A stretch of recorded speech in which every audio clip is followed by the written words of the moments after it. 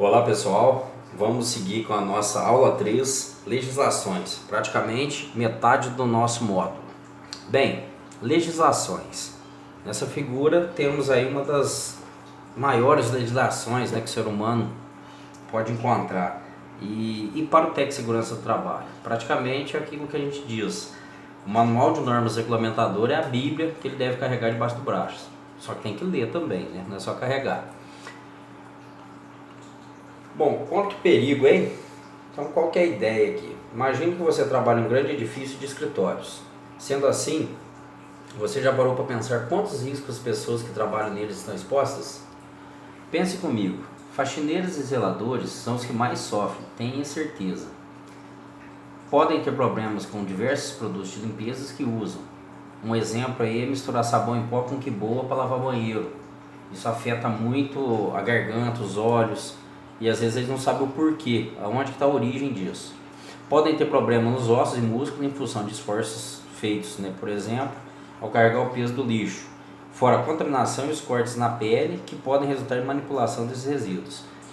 E quando vão limpar a fachada do prédio? Imagina o risco enorme que eles correm, que é cair lá de cima. Que isso normalmente, às vezes, a gente vê isso muito em jornal. Fulano caiu porque está limpando a fachada, caiu da janela. Essa é a situação real aí, O jardineiro, por sua vez, pode se contaminar com agrotóxicos que usa, machucar-se com o mau uso das ferramentas e dos equipamentos. Então não é só porque ele é um jardineiro que ele não precisa aprender a trabalhar com seu ferramental. Por exemplo, se eles não usarem óculos de proteção, algum pequeno animal ou partícula pode entrar nos seus olhos. Aí no exemplo, um rinoceronte, que está lá no jardim.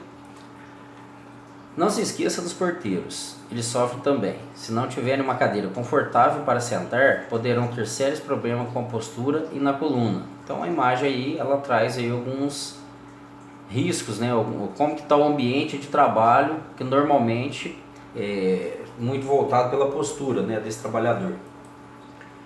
Conceituando os riscos e gerenciamento de riscos. Os estudiosos no assunto definem o risco como perigo, probabilidade ou possibilidade de infortúnio, insucesso e resultado indesejado. O gerenciamento de risco, por sua vez, pode ser conceituado como o modo de se controlar um nível de risco, o que possibilita reduzir os efeitos sobre o ser humano. A imagem aqui traz uma oficina de produção, aí tem torno, tem pessoal trabalhando com empilhadeira, então tem uma série de situações aí, e a gente percebe que tem óleo jogado no chão, fiação exposta, uma bagunça no ambiente, lá no fundo eu tenho um profissional soldando e logo nas costas dele tambores que pode ser líquido inflamável. Isso a gente tem que começar a atender, a se preocupar com isso. É nesse momento que entra a prevenção e o controle de acidentes e, por conseguinte, a legislação pertinente ao assunto que está intimamente ligada às normas regulamentadoras. Então, eu trouxe uma imagem aqui para vocês para que vocês possam verificar a correlação que tem a norma regulamentadora com as demais legislações. Qual que é a interligação entre elas? Então, a gente tem a Constituição Federal, a gente tem a CLT, temos as leis previdenciárias, as leis internacionais que são expressas pela OIT, a Organização Internacional do Trabalho. Eu tenho as leis federais, as municipais, as estaduais, o Código Civil e Penal. Então, entre outras que pode ser agregada aí também. Aqui a gente não citou também algumas normas, regulamentos e portarias que são expedidas, por exemplo, pela Vigilância Sanitária. Também a gente tem que fazer um adendo aí. A gente vai ver um pouco isso no final aqui do material. O governo federal é responsável, mediante estudos, testes, comparações e métodos, por criar normas e legislações, e em 22 de dezembro de 77, o presidente da República, senhor Ernesto Geisel, sancionou a Lei 6.514, alterando o capítulo 5 do título da Consolidação das Leis do Trabalho, relativo à segurança e medicina do trabalho. Essa lei, em seu artigo 154, passa a vigorar com a seguinte redação: a observância em todos os locais de trabalho do disposto deste capítulo não desobriga as empresas do cumprimento de outras disposições com relação à matéria, sejam incluídas em código de obras ou regulamento sanitário dos estados ou municípios, em que se situem os respectivos estabelecimentos, bem como daquelas oriundas de convenções coletivas de trabalho. Ou seja, mesmo que eu tenha algo agregado, né, uma lei agregada, as normas regulamentadoras são de obrigações e devem ser aplicadas. O artigo 155 incumbe aos órgãos de âmbito nacional competente em matéria de segurança e medicina do trabalho a estabelecer limites de sua competência, normas sobre a aplicação dos preceitos deste capítulo, coordenar, orientar, controlar, supervisionar a fiscalização e as demais atividades relacionadas com a segurança e medicina do trabalho em todo o território nacional, inclusive a Campanha Nacional de Prevenção de Acidente do Trabalho, que é a CAMPAT. O que é o órgão, né, que a gente fala que o órgão de âmbito nacional? Vou mostrar para vocês aqui. É de responsabilidade dele também conhecer, em última instância, os recursos voluntários ou de ofício das decisões proferidas pelos delegados regionais de trabalho em matéria de segurança e medicina do trabalho. Então aqui uma imagem mostrando aqui, né, licenças remuneradas, confira alguns casos, né, licença maternidade, serviço militar obrigatório, vestibular, casamento, óbito, ok?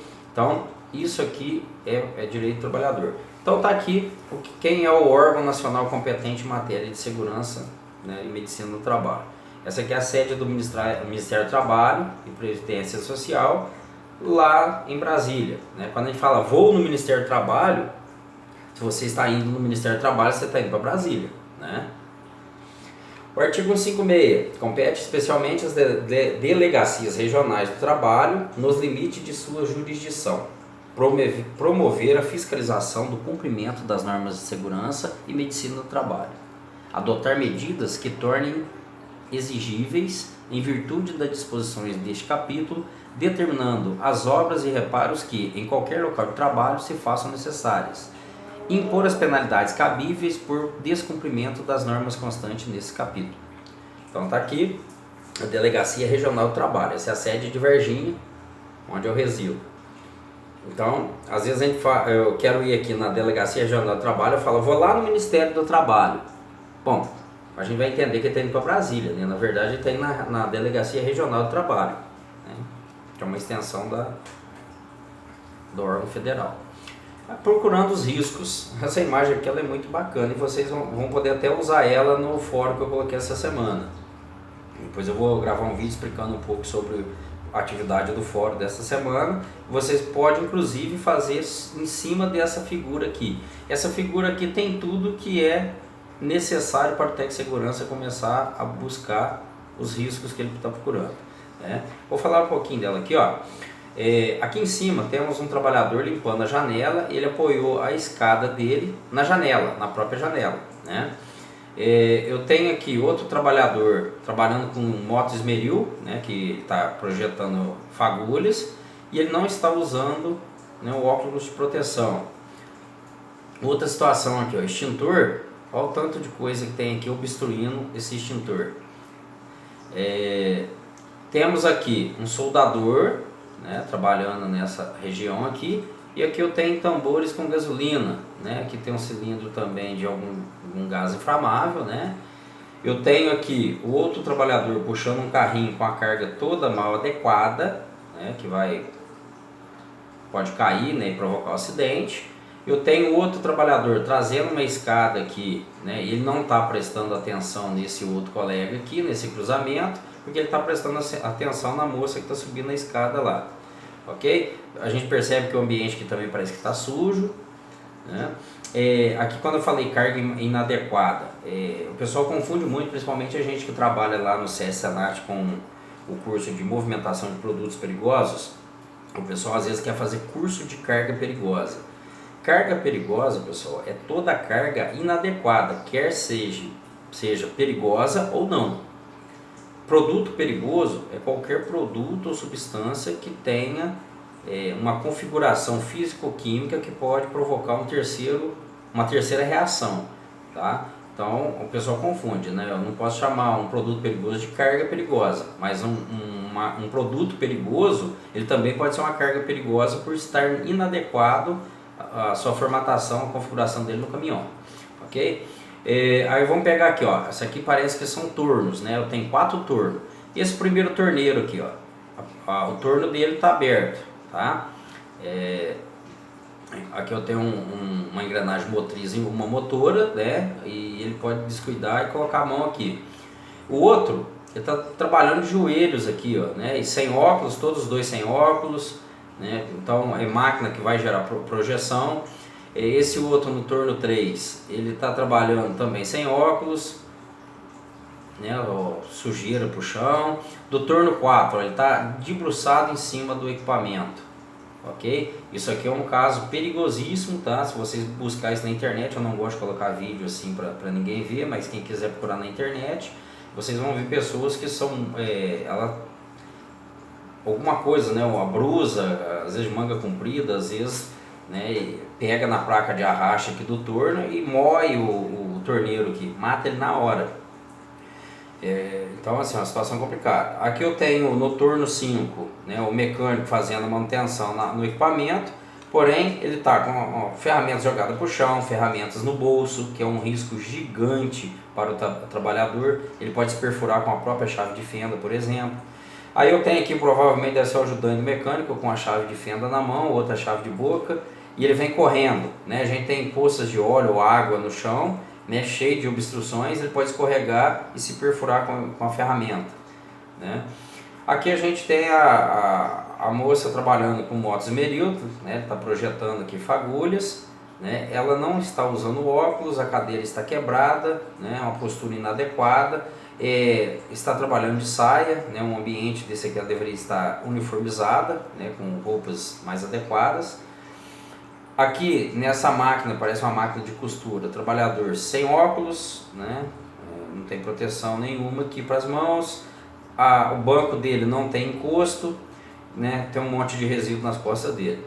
E aqui um trabalhador teve a projeção de algum elemento no olho, né? Não foi o rinoceronte lá do jardim, mas um corpo estranho no olho, e o colega está aqui tentando solucionar o problema como se fosse um oftalmo. Né? De repente a mão está suja, aí está tentando tirar a fagulha, um risco gigante aí que a gente tem que estar atento. Então essa figura aqui, pessoal, provavelmente quem quiser fazer a atividade do fora em cima dela é bem bacana, tá ok? Conceituando erro e falha, né? Por que é necessário diferenciar erro de falha? Primeiro porque realmente são eventos diferentes que ocorrem no momento em que trabalhamos. Segundo, porque as medidas tomadas para resolver cada um são diferentes e possuem consequências distintas. Antes de nos aprimorarmos nesses conceitos, vejamos um exemplo. Quando mexemos com equipamento nas empresas e esses apresentam problemas, pode ocorrer falhas do tipo montagem deficiente com componentes podendo trazer o risco ao usuário.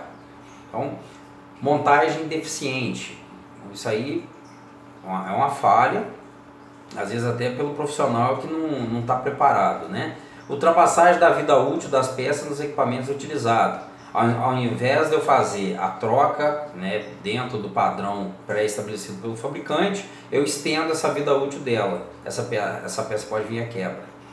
Baixo padrão de qualidade de uma peça. Vamos comprar peça mais barata. Isso é um pecado muito grande que as empresas promovem, mas infelizmente é assim. Dentro de outro exemplo, vemos uma situação diferente. Quando apertamos um botão de uma máquina qualquer indevidamente e esse ato ocasiona acidentes, essa é a ação considerada um erro. Ou ainda, quando não utilizamos EPI, que é equipamento de proteção individual, propositalmente, isso é considerado outro erro. Aqui eu tenho a imagem, né, do cidadão aqui, um piloto, né? Ops, apertei o botão errado, né? E ele saiu ejetado da cabine ali. Imagina ele em combate ou em pleno voo, apertar o botão errado e fazer cometer um erro desse aí, né? Bom, esse quadro aqui é muito bacana, que ele traz a distinção entre o erro e a falha, né? A definição e o exemplo. O erro, definição, é a violação de um procedimento ou predisposição para reagir consciente ou inconscientemente aos princípios de segurança. São os desvios de conduta oriundos da mão de obra. Então está relacionado a quem? Ao pessoal. Exemplo, sinônimos de erro na área de segurança são imprudência no manejo de máquinas, negligência e desobediência à segurança, distração em serviço, insubordinação aos atos administrativos. Por exemplo, a obrigação de usar equipamentos de segurança e não fazê-lo. O ato inseguro, por exemplo, sobrecarregar um andaime. Então, isso é erro. Falhas é uma circunstância que permite ou ocasiona alterações do padrão técnico. As falhas são sempre oriundas dos processos, máquinas, métodos de trabalho, matéria-prima ou meio ambiente. Então, isso tem a ver com impessoal. O exemplo, sinônimos de falhas na área de segurança são pane no sistema, defeito em uma máquina, anomalia, por exemplo, quando ocorre uma anormalidade na produção, uma condição insegura, por exemplo, um maquinário desprotegido. Só que tudo isso aqui que a gente falou, que é considerado falha, exemplo de falha, ele é oriundo do erro que é da condição humana, ok? Ignorar uma placa de segurança como essa pode ser um erro fatal. Aí o que acontece? Muitas vezes você está no setor de trabalho, você sabe que existe esse erro, né, de entrar e verificar o que tem ali dentro, por que é perigoso entrar, e você entra, né? Bom, engenharia de segurança. Inclusive a gente tem até o dia 27 de novembro, que é o dia do engenheiro, do arquiteto e do técnico de segurança do trabalho, né? O que eu quero dizer aqui, primeiramente, pessoal? O que a gente tem que tomar cuidado? O que é preciso para exercer a profissão de engenharia de segurança do trabalho? Isso aqui eu estou falando, né, nessa lâmina pelo seguinte: esses dias eu estava dando treinamento de NR20 e tinha um técnico em segurança do trabalho que ele estava todo iludido que ele ia fazer uma pós-graduação em engenharia de segurança do trabalho.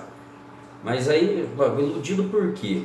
Pelo seguinte: para que eu possa assinar como engenheiro de segurança do trabalho, primeiramente eu tenho que ter a formação em engenharia ou ser arquiteto, tá? Portador de certificado de conclusão de curso de especialização de nível de pós-graduação em engenharia de segurança do trabalho. Isso, o que vai promover? Por exemplo, sou formado em engenharia ambiental, engenharia de produção, engenharia civil, engenharia mecânica, engenharia elétrica. Aí sim, após eu fazer um curso de graduação de 5 anos, é que eu posso fazer uma pós-graduação em engenharia de segurança do trabalho para me tornar engenheiro de segurança. Somente com o curso técnico você não pode fazer uma pós-graduação. Faculdade nenhuma vai permitir você inserido no curso, ok? Então, é a primeira demanda aí. Para ser engenheiro de segurança do trabalho, eu tenho que ter formação em engenharia ou arquitetura. Tecnólogo em segurança do trabalho, né? É outra situação aí que o pessoal às vezes tem falado e às vezes entra para fazer o curso e depois descobre que entrou torto aí no conhecimento, tá? O que é o tecnólogo em segurança do trabalho, né? É um curso superior, ele pode ser feito aí por instituições públicas ou privadas, tá? Ele tem o curso reconhecido oficialmente pelo MEC, tá? O Ministério do Trabalho reconhece o curso com o CBO, ok? Mas o que acontece aqui, ó? Vale a pena fazer especialização em tecnólogo em segurança do trabalho? Na verdade, especialização não, graduação, tá? Primeira coisa, curso tecnólogo é um curso superior de curta duração. Só que o que acontece nesse curso aqui? Por ele não ser mencionado, né, e não fazer parte da NR4, do SESBIT, né, da composição do SESBIT, o que acontece? Fazer um curso desse, você não pode assinar nem como técnico em segurança do trabalho, nem como engenheiro em segurança do trabalho. Ou seja, você não pode fazer nada. É um profissional que tem um bom conhecimento na área? Sim, só que ele não faz parte do SESBIT. E não sei se isso futuramente entraria dentro da grade do SESBIT, mas acredito que não, porque existem inúmeros pedidos na justiça.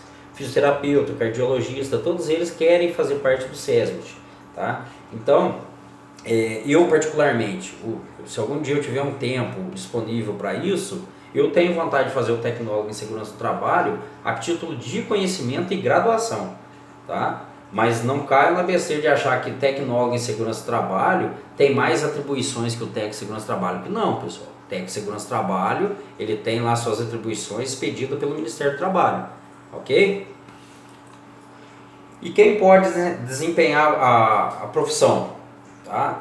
O técnico em segurança do trabalho, que é o profissional regulamentado aí pela 7410 de 85, tá?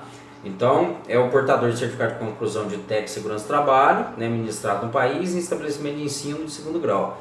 Então, a nossa função, ela é bem contemporânea mesmo, né, porque o pessoal às vezes fala, o engenheiro lá da empresa, engenheiro de segurança, ele não faz nada, não faz. As atribuições dele que é diferente da nossa, né, ele planeja, a gente executa. Então, a gente tem atribuições diferentes, certo?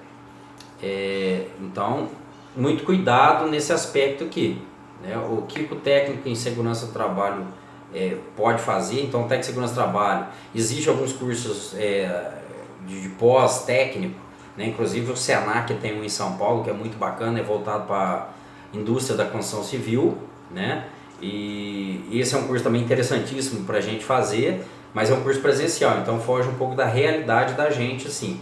Mas é um profissional que, na verdade, ele só pode fazer um pós-técnico, pós-graduação a nível superior, somente com engenharia em segurança do trabalho, com a graduação de engenharia, em qualquer modalidade, certo?